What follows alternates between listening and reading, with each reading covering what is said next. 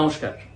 পশ্চিমবঙ্গে ভোট হচ্ছে এবং পশ্চিমবঙ্গের ভোট মানে সেখানে কিন্তু বাঙালিদের একটা আগ্রহ থাকবে, কারণ বাঙালিদের যে একটা বড় কেন্দ্র কিন্তু পশ্চিমবঙ্গের কলকাতা স্বাভাবিক হবে, এবং বাঙালিদের তো বটেই, বাঙালি হিন্দুর একটা বড় আগ্রহ থাকবে, এটা কেউ স্বীকার করুক আর না করুক।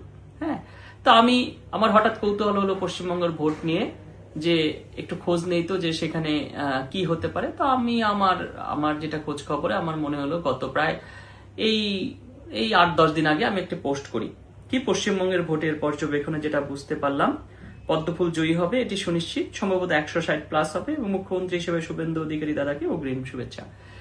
এই পোস্টের পরবর্তীতে আমি দেখলাম যে কত মানুষ, বিশেষ করে কিছু হিন্দু বিরোধী মানুষ, কট্টরপন্থী, যেগুলো এই কট্টরপন্থীদের ভোট আইডি যেগুলোকে বলে, মানে ঝাঁপায় পড়ছে আমার উপর, যে আমি কেন সেখানে এই পশ্চিমবাংলার ভোট নিয়ে কথা বললাম, আমি কেন কি এখানে বিজেপির পক্ষে বলা হয়েছে। ভাই, আমি বিজেপির পক্ষে না, আমি বলছি যে পশ্চিমবঙ্গে একটা পরিবর্তন দরকার, বা যেখানে যেখানে এই অর্থাৎ যে এখানে কিন্তু আমার মতামতের বাইরে মূলত এখানে কি হইতে পারে সেটা না, আমার একটা প্রেডিকশন। বাংলাদেশের পত্রিকাগুলোতে যদি প্রেডিকশন দিতে পারে, আমি প্রেডিকশন দিলে সেখানে সমস্যা, কারণ আমি হিন্দু।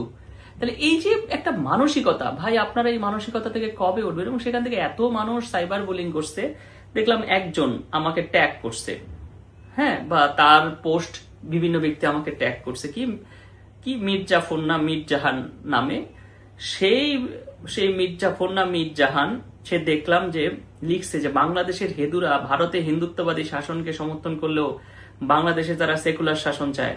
ইসকন সদস্য কুশবন চক্রবর্তী আবার আমির খসরু মাহমুদ চৌধুরী খুব ঘনিষ্ঠজন।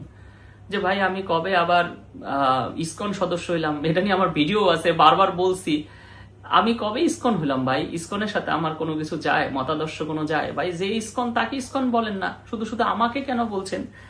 আমির খসরু মাহমুদের ঘনিষ্ঠজন, ভালো, মন্ত্রী মিনিস্টার যদি আমাদের ঘনিষ্ঠজন থাকে, খারাপ কি? তো এই যে মিথ্যাচারগুলো এরা করছে, কারণ কি? শুধু শুভেচ্ছা জানানোর জন্য। তো আমি বলবো যে আপনারা কালকে যখন রেজাল্ট বের হবে, তারপরে যখন পশু টসু আপনারা যখন দেখবেন যে দেশের সরকারের পক্ষ থেকে শুভেচ্ছা জানানো হচ্ছে, তখন আপনারা কি করবেন? বিরোধী দল, আপনারা যাদের হইয়া বট আইডি হইয়া মানে শ্রমিক হিসেবে কাজ করতেছেন, বট আইডি হিসাবে এই যে উল্টা পাল্টা গালাগালি করতেছেন হিন্দুদের, তা আপনাদের দলের প্রধানরা দেখবেন, বিরোধী দলীয় আপনাদের দলের প্রধানরা যখন দেখবেন যে কাল এই পরশু দিন এরকম শুভেচ্ছা জানাবে, হ্যাঁ, তা তারা তখন তখন আপনারা কি বলবেন?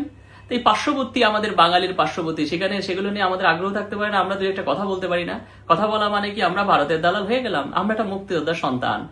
আমাকে যদি কথায় কথায় উঠতে বসতে আপনারা মানে এইভাবে ভারতের দালাল বানায় ফেলেন, আপনি চিন্তা করেন তো আপনারা কতটা নিম্ন মন মানসিকতা আপনারা ধারণ করেন, অসুস্থ একটা কতটা মানসিকতা, আপনারা কিভাবে একটা সুস্থ মানুষকে আপনারা অসুস্থ বানায় ফেলেন, কি পরিমাণে মিথ্যাচার করে যাচ্ছেন দিনের পর দিন। এগুলো আসলে বন্ধ করুন, যাকে যা সেটা সেটা বলেন। আমি আমি বাঙালি হিন্দু, আমার বাঙালি হিন্দু সেন্টার, একটা বড় একটা সেন্টার কলকাতা। আমি যে বইগুলো পড়ি, অধিকাংশ বইগুলো, বিশেষ করে আমি সংস্কৃত বিভাগের শিক্ষক, সিংহভাগ বই হলো কলকাতার। তো কলকাতার প্রতি আমার একটা আগ্রহ থাকবে না? আমার বাঙালি রেনেসা পুরুষ, যেটা রাজা রামমোহন রায়, ঈশ্বরচন্দ্র বিদ্যাসাগর, রবীন্দ্রনাথ ঠাকুর, স্বামী বিবেকানন্দ, এই কাজী নজরুল ইসলাম, যে বাঙালি রেনেসা যারা নিয়ে আসছে, বা শ্রী চৈতন্য, যদি তার পূর্ববর্তী আমি দেখি যে বাঙালির যখন প্রথম রেনেসা মধ্যযুগে এসছে, শ্রী চৈতন্য, নিত্যানন্দ, তার পরবর্তীতে যদি এই যে 19th সেঞ্চুরির রেনেসা যাদের নাম বললাম পূর্ববর্তী, এই মানুষগুলো সবই তো কলকাতার সাথে বা পশ্চিমবাংলার সাথে কোনো না কোনো ভাবে সম্পর্কিত। তাহলে সেইখান থেকে বাঙালি হিন্দুর এর প্রতি একটা একটা দুর্বলতা থাকবেই। তো আমরা আমাদের কারণে হোক অকারণে হোক, আমাদের কত আত্মীয় স্বজন এই পশ্চিমবাংলায় যেতে বাধ্য হয়েছে জানেন?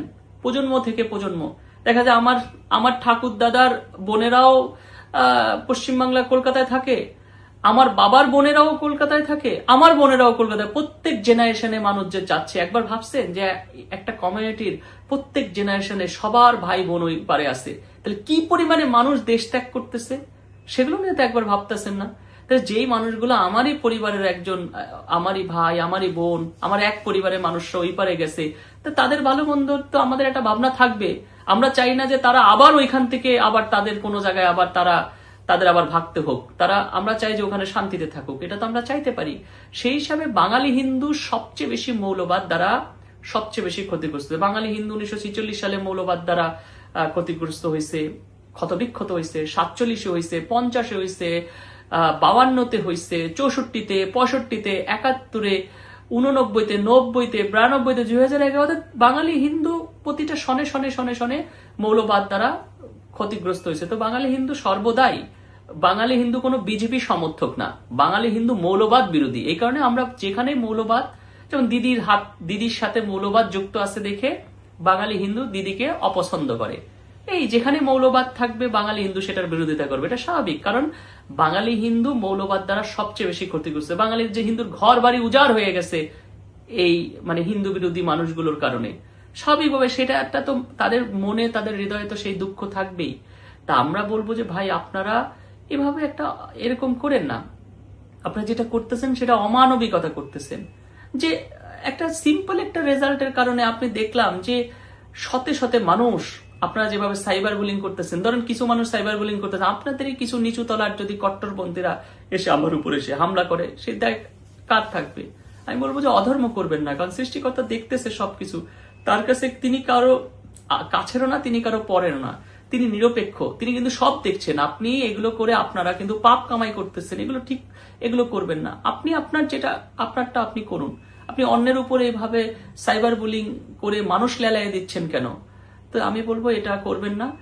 আর যেটা আমি কথার মাঝখানে একবার বলছি যে আপনি দেখবেন যে আজকে আমার উপর আপনারা যে এত কথা বলতেছেন, যখন সরকার শুভেচ্ছা জানাবে, বিরোধী দল শুভেচ্ছা জানাবে, তখন আপনারা কি করবো দেখবো, যে তখন আপনারা কি করেন সেটা আমি দেখতে চাই। এবং তারাও কিন্তু শুভেচ্ছা জানাবে, এটা আমি বলে রাখছি আগেই অগ্রিম, দেখে রাখবেন। ঠিক আছে, ধন্যবাদ সবাইকে ভিডিওটি দেখার জন্য।